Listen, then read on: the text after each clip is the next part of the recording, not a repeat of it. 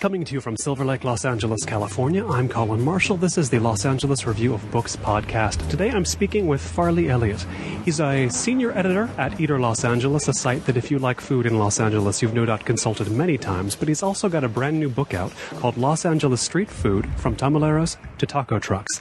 And I don't think you can come to Los Angeles these days without thinking about street food, without thinking about food trucks, without thinking about tamales. Maybe 20, 30 years ago you could have. Now you can't. Farley, do you remember, in what detail do you remember your first street food experience here? I do, actually. I'm not a native Angelino. I've only been here about 8.5, maybe 9 years. I come from a very small town in northern New York, and there was no such thing as street food. I grew up on a farm. There's about 400 people in my town, so it was all very much brand new to me. The first taco truck I ever ate at was at a small street-side operation over by the Mar Vista Bowl in Culver City, and I went because I saw it on Yelp, and it seemed like an interesting and cheap option. And I remember just being really blown away at the possibilities. And the food even then wasn't that good, but I knew that there was goodness out there. Right. And I knew that I was staring at a menu at a million different things I didn't understand but wanted to. and basically right there, I sort of said, let me figure out what the best taco truck in Los Angeles is, which of course is an entirely subjective and unwinnable battle. Right. But hence the enjoyment and entertainment of that battle. Exactly, yeah. And that's what really jumped me up. Within my first year in Los Angeles, I had done over 100 taco trucks. And I had a little Google map, and I would pin places and send them to my friends and say, what do you think about this? And you start researching the background of how dishes are made or what dishes mean or where regionally they're from. And that was really the impetus probably 7 years ago. Did you come then straight from rural upstate New York to Los Angeles? I had a small stint. I did 2 years at Cal Poly in San Luis Obispo. So I went to school, and then all my friends, are Central Coast, so they either go to San Francisco or Los Angeles, and a bunch of us moved to L.A. But I didn't move to L.A. with any visions of, striking it rich in some big town or being a food writer. It just sort of happened naturally. So what sense did you have of what there was to be eaten in Los Angeles? Was it just like a scaled-up version of what you had experienced before? Or what was in your head was anything in your head as far as Los Angeles food and what that was? I really, prior to ever coming to California, would have thought that California entirely is a state of huge cities right on the beach. Like the idea that there are farmers market or the Central Valley or an array of varying landscapes, the amount of citrus that's here, like all these things totally escaped me. I had never had an avocado until I moved to California at the age of 20. It was such a different world. Los Angeles, to me, I started experiencing it a little bit in college, coming down for various reasons, and I knew that you could get good Mexican food. I knew that there was high-priced sushi. I knew that there was fine dining if you looked for it, but this is pre-downtown's renaissance, and so stuff really still felt like it was in pockets and little fits, and you had to go seek it out and be really active about it, and I just wasn't at that time, but I've since grown to become that person. Were you encountering food people in the early years you were here?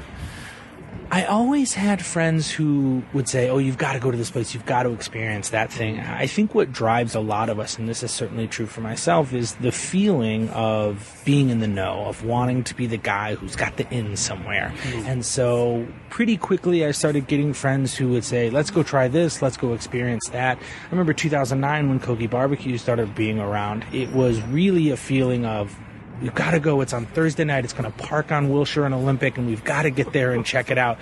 And you would wait an hour in these lines, and it was just the coolest experience because it felt like something you could only get in this city in that moment. Right, it's true. When that hit, I was living in Santa Barbara myself, though visiting Los Angeles often because it's more interesting than Santa Barbara. But the Kogi truck really was a defining moment of my decision to come here because the Santa Barbara Museum of Art did a really cool exhibit of Korean photography around that time. I went to that, and as a side thing, they brought in a Kogi truck. One drove up and parked in the museum parking lot.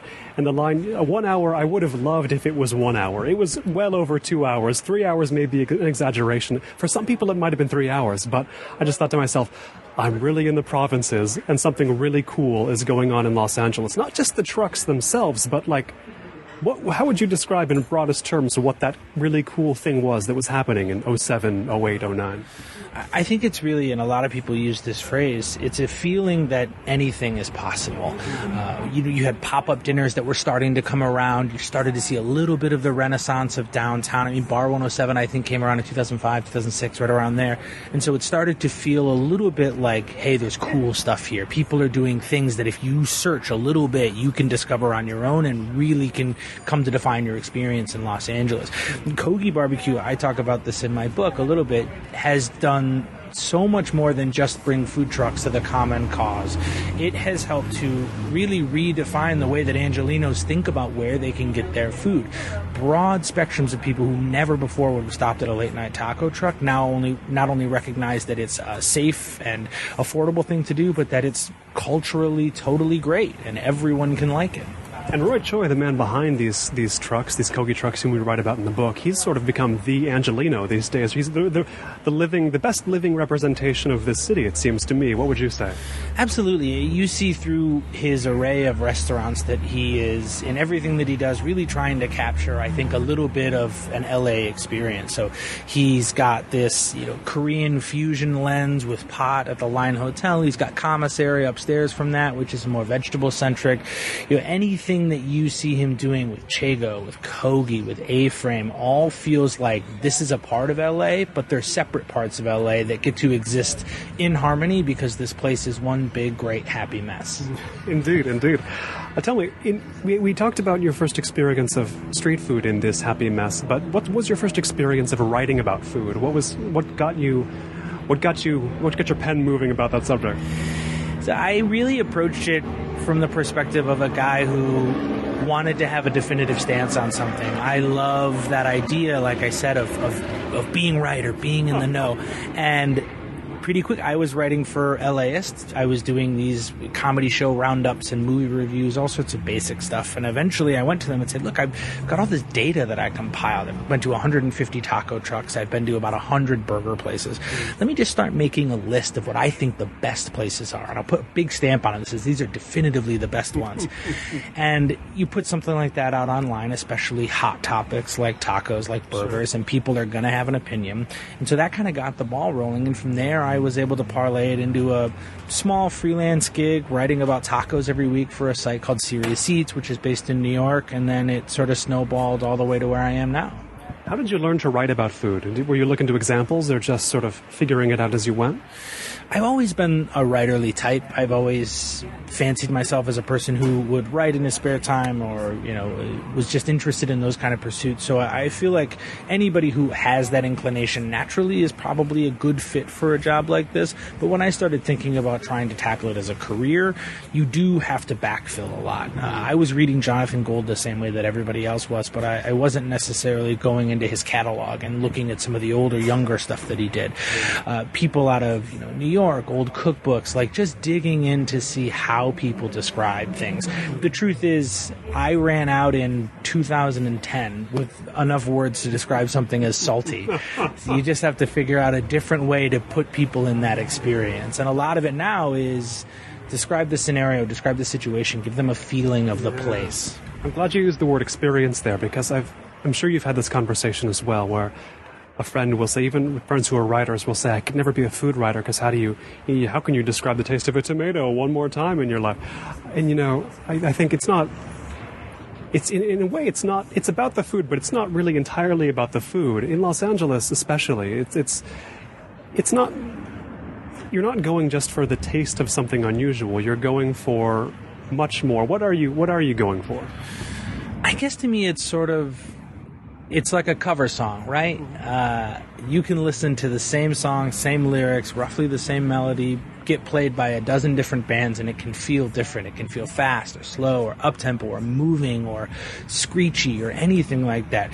The truth is, tacos are the same way. There is an endless number of people out there doing their take on carne asada. Most of it is bad, some of it is really great, some of it is god-awful, but they're playing the same song. So how do you determine the difference? And being able to break apart those nuances and say, here's why it's different or here's why something matters. Giving the why is usually enough to get people on board. It's true, and then you can write all that without even stepping beyond the dish, but you're writing about the context too. You're writing about the place and the people, and it's something I hear a lot well, not much anymore. I don't hang out with these people too much anymore, but people who say, oh, you pay $25 for that meal, you could make it at home for $5. It's like, well, I can't make my home into downtown Los Angeles. I mean, I can't hire these people. I can't, it's not about, it's weird to say it's not about the food, but in a lot of ways it's not about the food, right?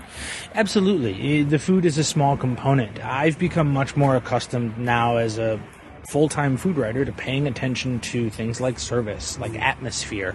We're really talking about something that is hospitality driven, and food driven is part of it, and food focus is maybe a bigger deal at a place like a taco truck. But the truth is, you are going to eat out instead of eating at home because you want something that eating at home just can't get you. Right. And it can't get you an excuse to explore the city. Right, absolutely. This book is nothing if not an exploration of this city. The city's past, the city's current station, the city's future. I mean, we're talking about, there's probably 55 vendors in this book, plus other things like, markets, bacon-wrapped hot dogs, people, tamale ladies, that sort of stuff. These are the things that create little pinpoints throughout Los Angeles, and you go, okay, I know this thing, I know that thing, let's move on. And, if I can get somebody to read this book and not be afraid of going to eat at a taco truck, and they try one that is the most well-known, easygoing, up-to-date, cleanest place, and then use that as a benchmark for trying something in their own neighborhood, that's wonderful. That's what we're here to do, is teach each other and learn from each other. You mentioned in passing the bacon-wrapped hot dogs, but what do these things, people won't have heard of them maybe if they haven't been in Los Angeles a while. What do these things mean to Los Angeles eating or to the city itself, these bacon-wrapped hot dogs sold out of shopping carts on the street? Well, there's the aspect of, this is great late-night drunk food. This is the sort of thing that people leaving a club at 2 a.m. are going to want to put in their bodies as a way to soak up the night.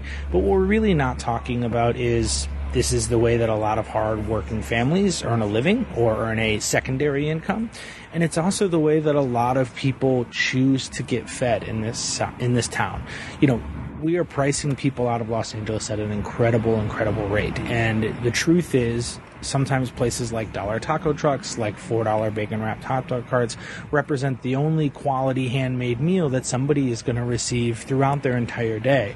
So we need to absolutely be aware of the different ways that these places are being represented, but also understanding that there's more to it than just throwing down $4 and downing a bacon-wrapped hot dog because you had too much to drink. Right. It brings to mind, and this is something you write about in the book, in Los Angeles Street Food, the fact that there's the issue of, is Los Angeles getting too expensive for people to live in? Why is it getting too expensive? Is it because there's some pressure toward, not building as much housing as the city needs, for example? It becomes a battle about the law. In the street food case, there's a battle about, what are the battles about? I mean, there's battles about whether street food should even exist, right? Yeah, there's a real push for legalization that's happening right now and has been for a few years. So how much is illegal right now that you might eat from on a daily basis? So most of the trucks that you're thinking of that park off-site or park in a parking space on the street, they're going to have a grade in the window, just like your restaurant, A, B, C, whatever. Those are licensed and operational through the city. Somebody comes through and checks it and makes sure that they're clean.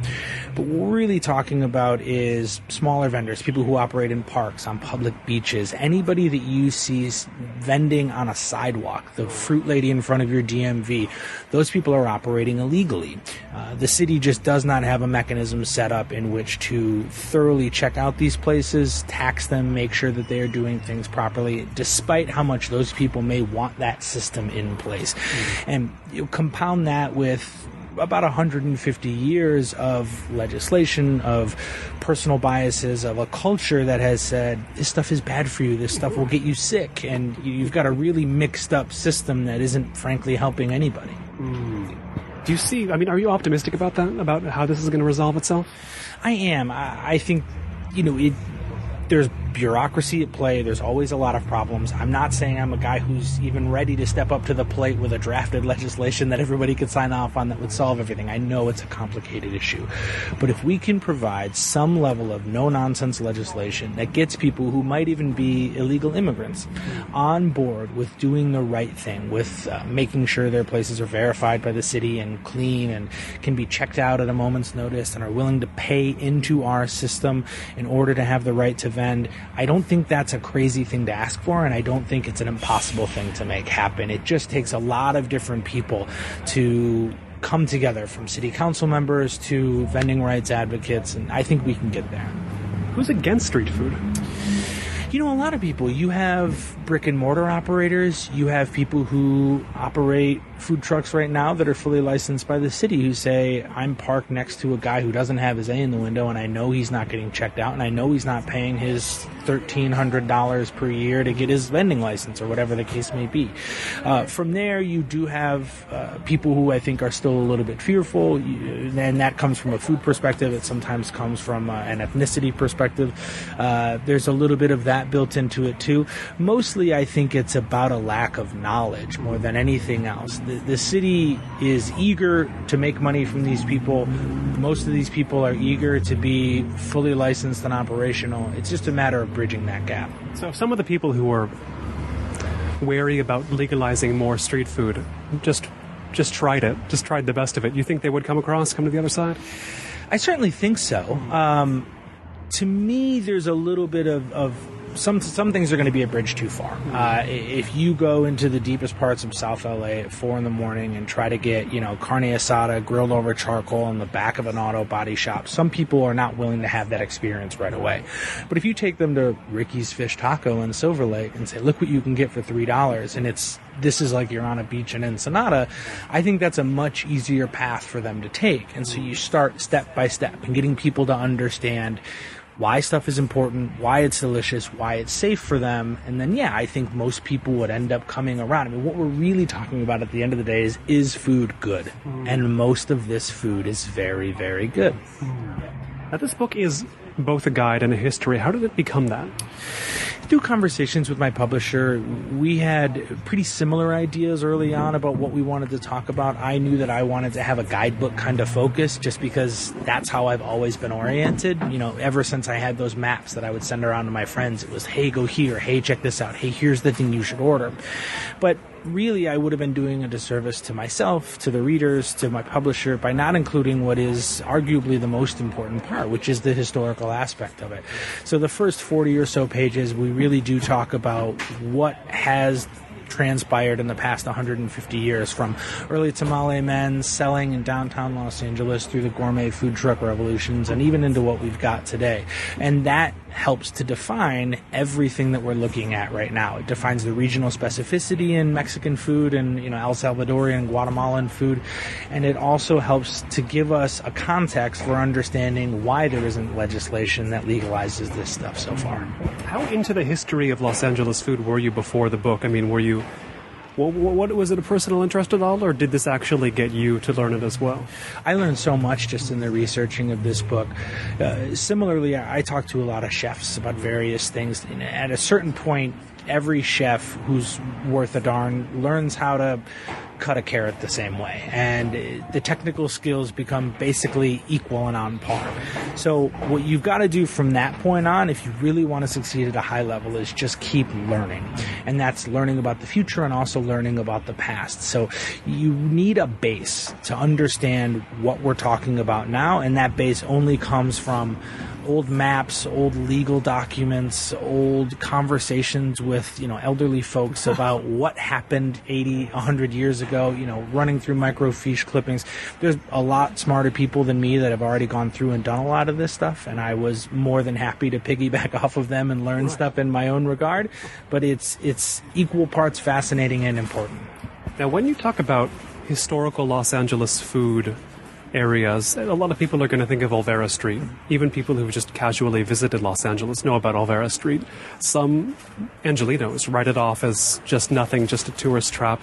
And even, I remember Charles Moore's Architectural Guide to Los Angeles, he has this line I never forget, which is, "It's odd that the center of one of the world's great cities should be occupied by a south-of-the-border tourist trap." But there it is. I mean, is Olvera Street a tourist trap? Is it a legitimate source of sort of food that an Angelino should experience? What do you think? So it's sort of equal parts tourist trap and authenticity. The space that you're talking about, El Pueblo de Ole, which is where Olvera Street is actually the site of some of the first street vendors that we ever had, those tamale men. I mean, you got to remember Los Angeles 150 years ago, San Francisco was the jewel of the West Coast. And so LA was a farm-heavy, agricultural-heavy town that had a small urban center, but nothing like what we're talking about now. So these men would operate in these small open plazas, much to the chagrin even then of the standalone restaurant operators. And people, in the late 1800s were remarking that, oh, there are so many outdoor restaurants. This is amazing. Look what Los Angeles has. When in truth, it was just these very intrepid tamale men selling their wares on the streets.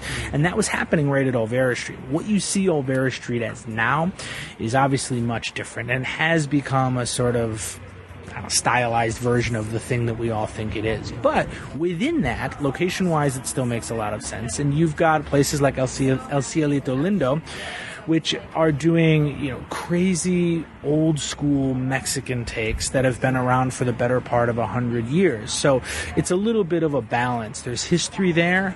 You just have to kind of walk through the luchador masks and bad sombreros to find it. How much of the best Los Angeles street food do you think Latin American traditions directly account for? I mean, if I'm honest, I would say most.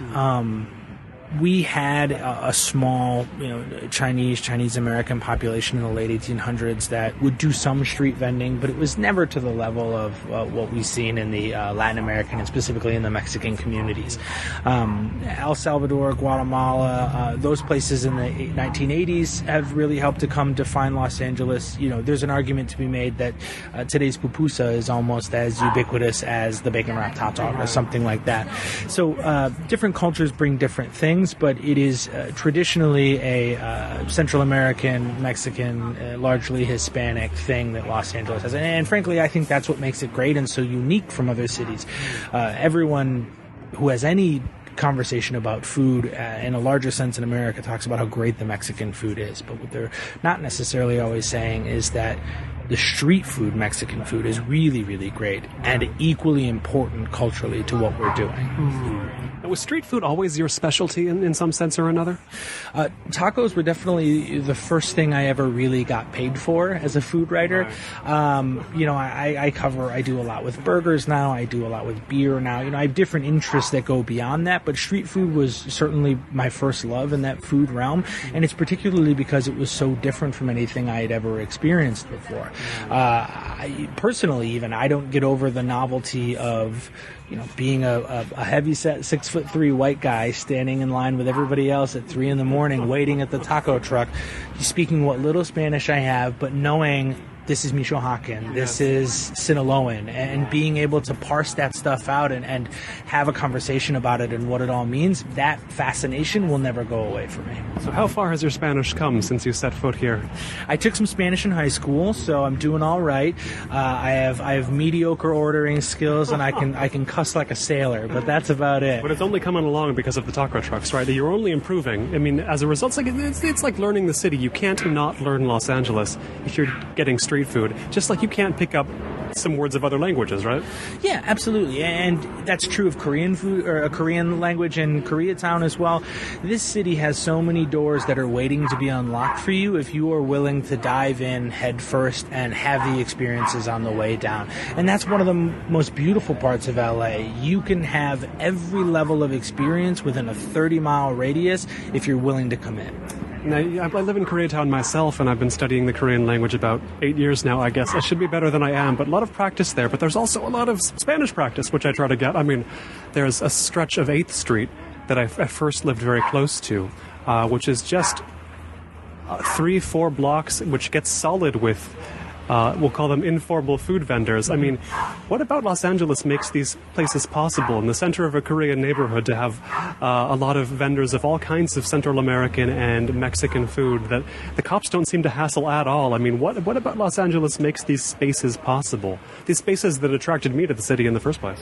Well, one, realistically, we have to say that Los Angeles is a safe haven community for illegal immigrants. They know that, without the proper work papers to go and get a legitimate wage, there is the ability to cook great native food to them, and that people will come and experience that. So you've seen a lot of the growth of the street food movement come purely out of an illegal immigration conversation.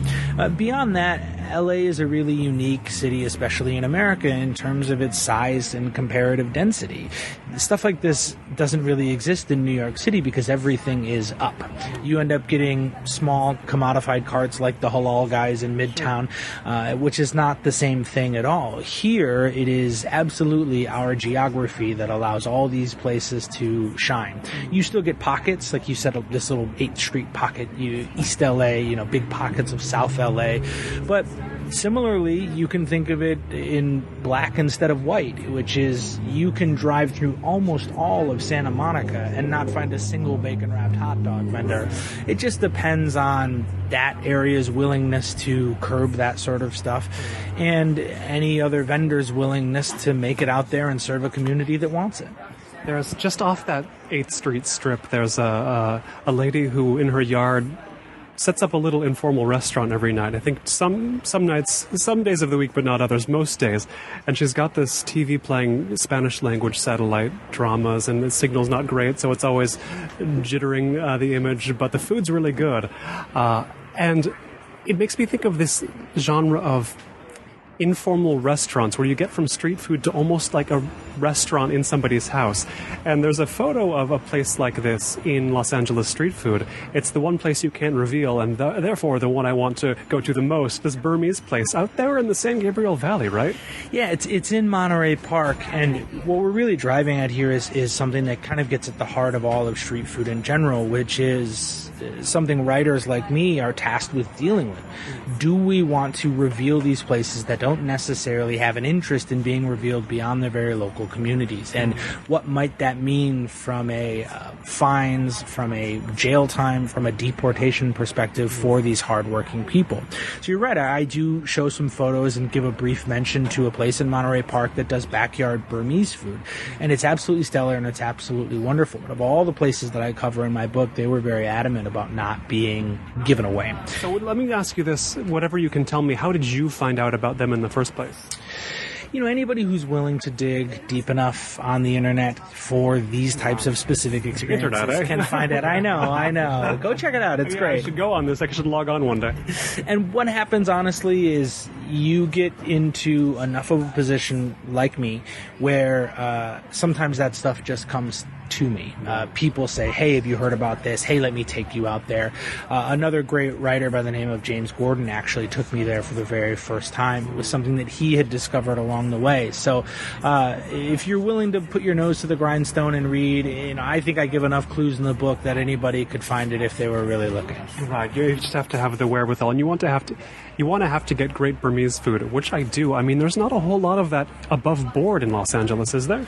No, I mean, there's little pockets of cuisines that I think are specific enough that you just don't necessarily find a lot of. Even, Indian food, you go to Artesia and there's certainly a plethora there, but, you can miss out on pretty basic things. I've been writing a little bit about, everyone's saying barbecue is coming to Los Angeles in a big way, and we're finally going to have top-notch barbecue. And the real question is, okay, when's it going to get here? And if it does get here, is there enough of a local driver to keep that market going? And the truth is, no city is going to have every cuisine nailed perfectly. And what you end up doing if you look globally is you go to certain cities for certain things. And LA is always going to be a great Mexican food town. LA is always going to be a great Chinese food town. But we can not really have it all and expect it all to be great. This is something that your book made me think about in Los Angeles in terms of what makes Los Angeles an interesting city. And almost everybody will give you some variation on it's great because of the variety here, whether they mean the variety of sort of film going or eating or the variety of clubs or what have you. Variety is the key word here, and maybe even diversity. If you're speaking demographically, that's certainly true.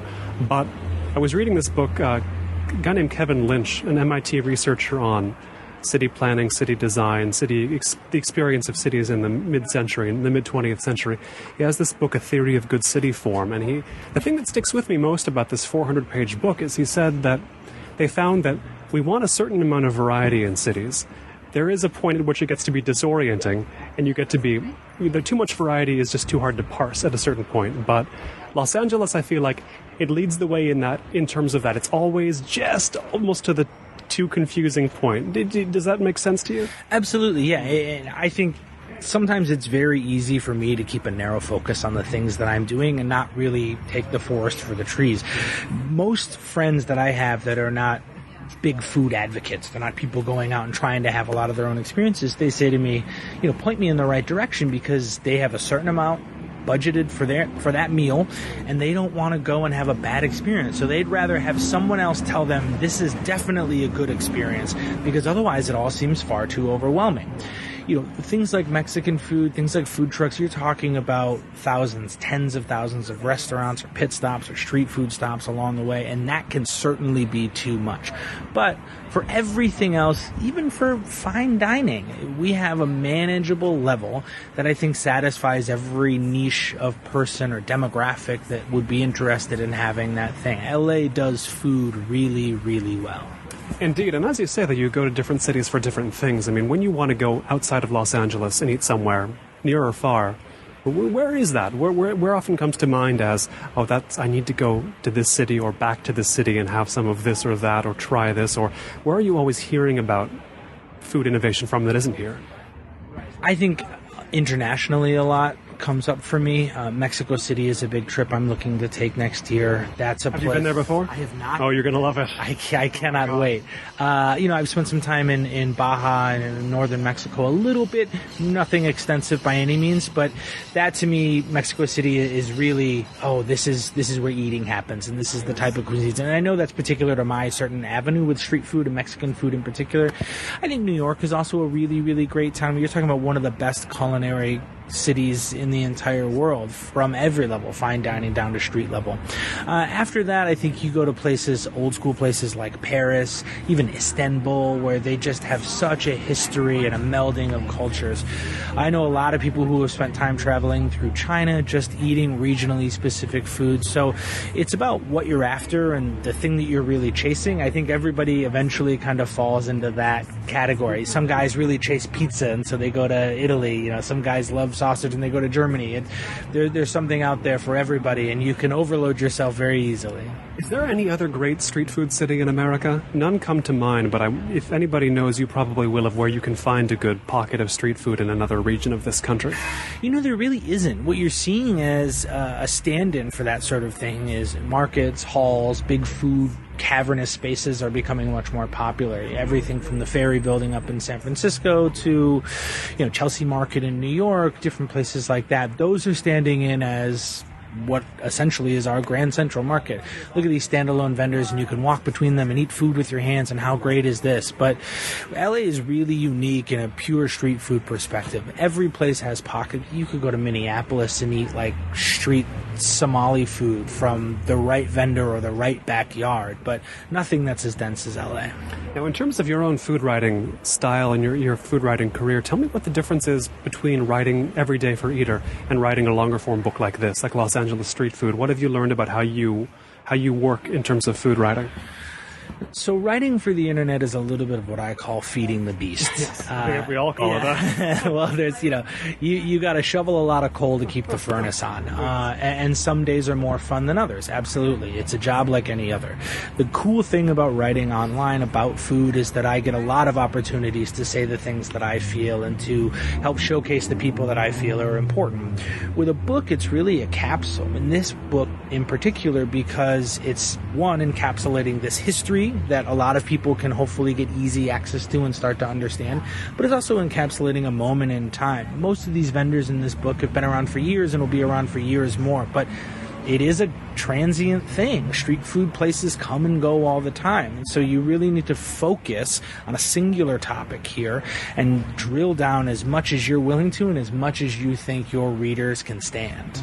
And this is the problem with writing about Los Angeles often, or the challenge is, it may change before you're done writing the draft you're on, and you've got to keep an eye toward, the aspects, whether food or otherwise, the aspects of Los Angeles that stay constant, but also you have to capture that everything else is often is changing all the time, right? Yeah, absolutely. I mean, there were, between when I sent in my first draft and I got, final galley looks before sending it off to the publisher, there were things that we had to remove, stuff that we had to shuffle around.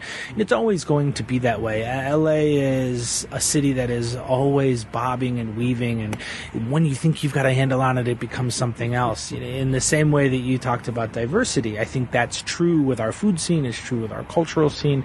So there's never any pinning it down. What you can do is pinpoint particular places and then make broader assertions about the type of place we live in. We live in a street food city. We live in a Mexican city. We live in all these other things. But having a real handle on it it's too much. Nobody can do it. Now, when friends or family visit from out of town, maybe they haven't been to Los Angeles before, have you sort of given them a food-based entree, as it were, into the city? I mean, what's the way? I assume your strategy has got to be at least somewhat food-based because of your career. How do you get people to grasp as much as they can what Los Angeles is? My favorite part about bringing people who are not familiar with Los Angeles to the city is showing them the things that they didn't know existed. And a lot of the times it's the same stuff that I didn't know existed when I first got here. I tend to tell that story through food because it's an easy medium for me and it's an exciting medium for me. But the truth is we can have different cultural experiences that range from the Museum of Jurassic Technology in Culver City to the San Pedro Harbor up to, Deep Valley Thai food. So it's really about giving people a range and letting them, I call it kind of seeing the walls. You want to give them every option from left and from right and let them understand what they're working with, and then we can start working towards their middle. What's the thing they really like? So friends of mine who come and experience LA on a regular basis, we've got those things that we go and do now. But if you've got somebody who's coming out for the first time, give them a lot of varying highlights and really let them decide for themselves. Show them the variety. Exactly, and this is nothing but a city of varieties. So we tell that story through food or through travel or whatever, but you'll find something that somebody's into. There was this sort of sense, and you heard it said by many people, even besides Woody Allen, 30, 40 years ago, that you couldn't get a good meal in Los Angeles. That was before either of us were here. What do you think people meant by that? Because you still hear the sentiment from old people or people who haven't been here in a while or people who are very out of touch. They say they have this idea that you can't eat well in Los Angeles. Do you think that's ever been true? No, I don't think that it's ever been true. I think that people have a perspective that certainly matches that sentiment, but the reality doesn't bear that out. I mean, if we're talking about high-quality Mexican food existing here for 150 years, there isn't anybody on Earth that's 150 years old that could say they predated that meal. So there's always been something good to eat if you're willing to seek it out. Mostly, I think, when I hear that sentiment, that a person just isn't willing to get out of their comfort zone.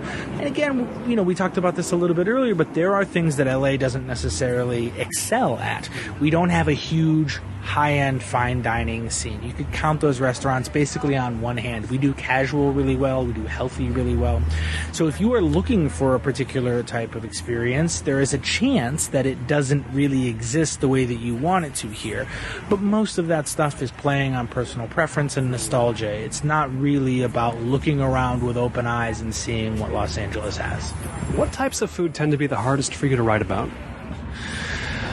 Usually it's food that I don't feel like I have a grasp on yet. I feel very comfortable writing in the street food space. I feel reasonably comfortable writing in the overall Mexican food space. I think Chinese food, because of its regional specificity and its language barrier, I can sometimes still feel like an outsider, but there's nothing about that I don't love. I'm happy to get lambasted in the comments section of an article, and believe me, I do. Do you read the comments? Oh, you have to read the comments. You have to, as in you are required to, by Eater Los Angeles, read the comments and engage with readers, or you have to? I feel a personal responsibility. One, because sure, I'm going to get stuff wrong and I'm happy to make the correction and ideally learn a little bit in the process.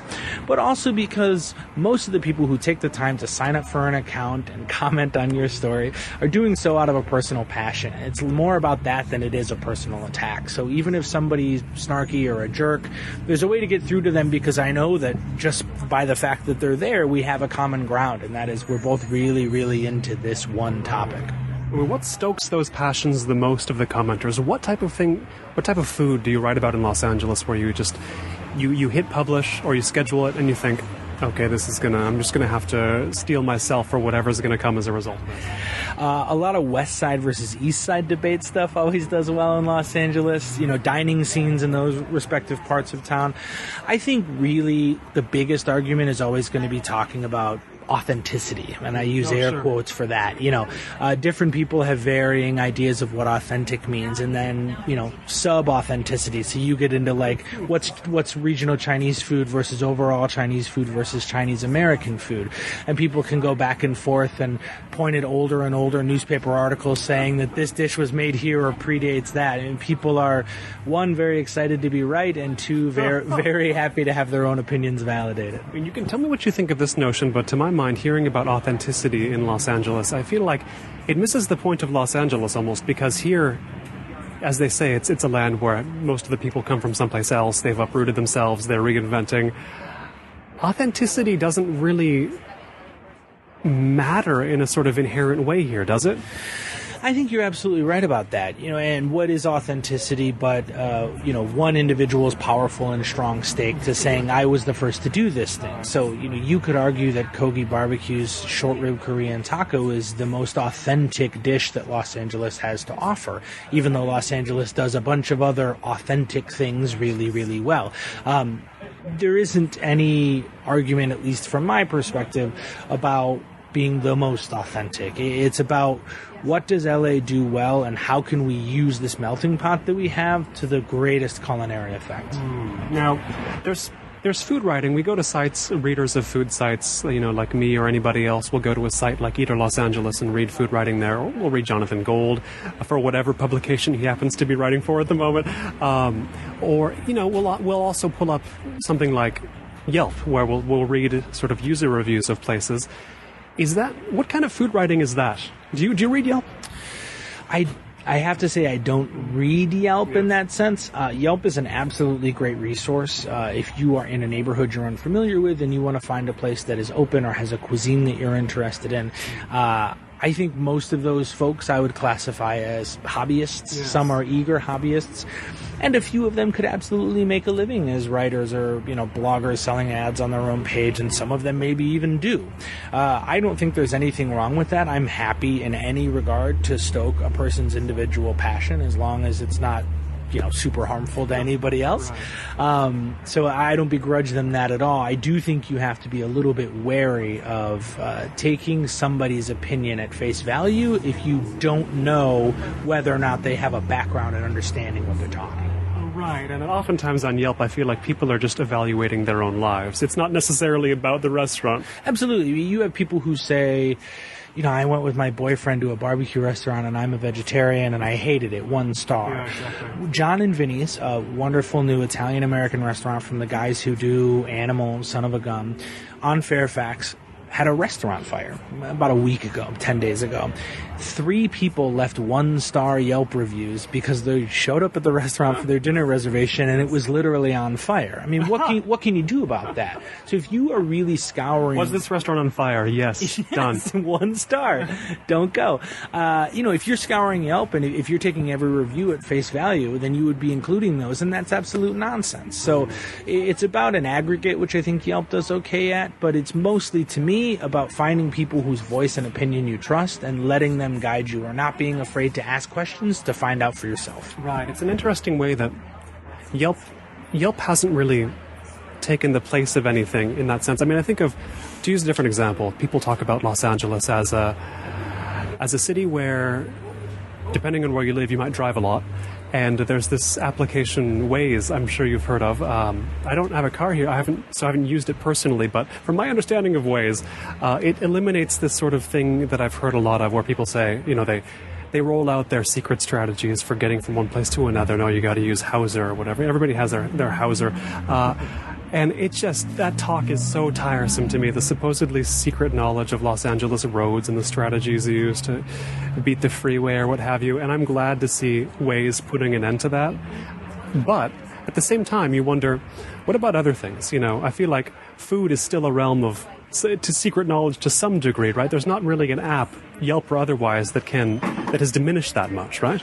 Absolutely. And Yelp is a tool like anything else, and it's only as strong as the information that gets put into it by other people. And so if a restaurateur is not willing to go online and insert all that accurate information themselves, it's up to these commenters and hobbyists who maybe do a good or bad job.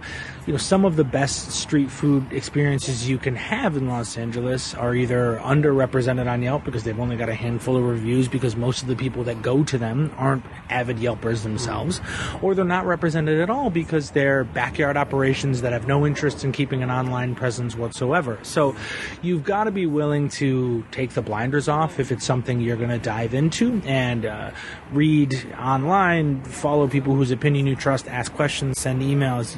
It's legwork, but hopefully for the right person, it's happy legwork. Have you ever done this sort of happy legwork and followed a trail down somewhere deep in whatever valley or deep in South Los Angeles, deep in somewhere, and arrived at a dish that you were actually wary of eating, wary of trying? Has that ever been a thing for you? So I think there's a lot of times where first impressions can leave me a little bit wanting, but I have a pretty strong, and this is almost a moral stance, to try something once, especially if it's presented as a personal dish from a chef or a personal dish from a region. As I alluded to earlier, anybody who's serving you this stuff, almost without exception, is doing so because they love it. They love what they do, or they know that they want to make money at what they do, and it's in their best interest to feed you safe, to make you happy. And so no one out there is going to say, let's get this one guy sick for absolutely no reason. Yeah, no one wants to poison you. Exactly. Which, to hear some people talk about it, you might think they believe people do want to poison them. Yeah, and so it would that would disseminate on Yelp, or if there is no Yelp, word of mouth would be enough to draw people. And, at that 8th Street backyard restaurant you were talking about, it would not take long for those locals to realize, hey, people are getting sick, and they stop patronizing it. And then that owner loses money, they lose presence in the community, whatever the case may be. So you've got to keep an open mind. You can eat pig eyes and ears and intestines and all sorts of stuff.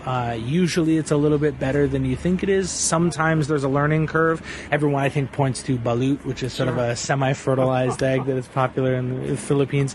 You can get that off the Dollar Hits truck. That's an experience that maybe you're only willing to have once, but there's something behind that. There's a reason that it exists, so maybe try to give it that one experience at least. Right, and I was thinking about balut. I was in Manila a little while ago, and I was keeping my eyes open for it, but it's supposedly in Manila, it's this thing that you only eat when you're already drunk, late at night. That's when it's for, and I was never in a neighborhood with balut at that stage of the evening, so I missed out on balut there so far. I'll be going back, but you've written about Filipino food, you've written about the what's to be eaten in Manila, and that's kind of, if there's something that is the next wave, that seems to be it, yes? Filipino food? I think so, definitely. These things of quote-unquote waves kind of come and go, but what we're really talking about, and again, to me, it all gets back to demographics. You're talking about the largest Asian minority in California are Filipino Americans. And so you've got an entire batch of kids who are first generation, maybe second generation, and they came up having, zizig, lumpia, whatever it is, at home, and then going to school and eating whatever Americanized peanut butter and jelly sandwiches, growing up working in kitchens, cooking somebody else's cuisine, and they're all starting to look around at the same time and say, hey, why don't I cook the stuff that I want to be cooking? Why don't I make the food that really speaks to me?